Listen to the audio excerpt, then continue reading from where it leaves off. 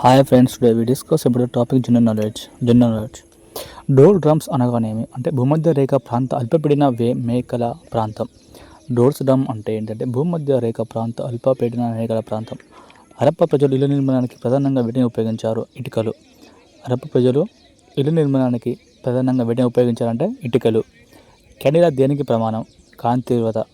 కెండిలా దేనికి ప్రమాణం అంటే కాంతి తీవ్రతకు. ఎంజైమ్ల ఉపయోగం ఆహారం జీర్ణం కావడానికి తోడ్పడను.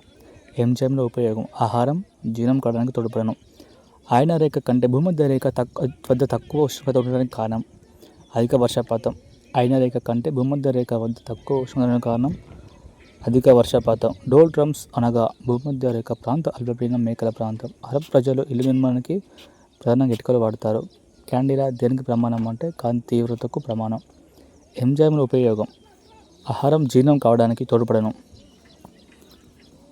ఆయన రేఖ కంటే భూమధ్య రేఖ వద్ద తక్కువ ఉష్ణోగ్రత ఉండటానికి కారణం ఏంటిదంటే అధిక వర్షపాతం. ఫ్రెండ్స్, వన్స్ అగైన్ డిస్కస్ చేద్దాం. డోల్ డ్రమ్స్ అనగానే భూమధ్య రేఖ ప్రాంత అల్పపీడన మేఖల ప్రాంతాన్ని డోల్ డ్రమ్స్ అంటారు. అరబ్ ప్రజలు ముఖ్యంగా ఇళ్లకు ఇటుకలను వాడేవారు. కాంతివరకు ప్రమాణం క్యాండిలా. ఎంజైమ్ ఉపయోగం ఆహారం జీర్ణం కావడానికి తోడ్పడను. ఆహారం జీర్ణం కావడానికి ఉపయోగపడే ఎంజైమ్ ఏంటంటే ఎంజైమ్లు.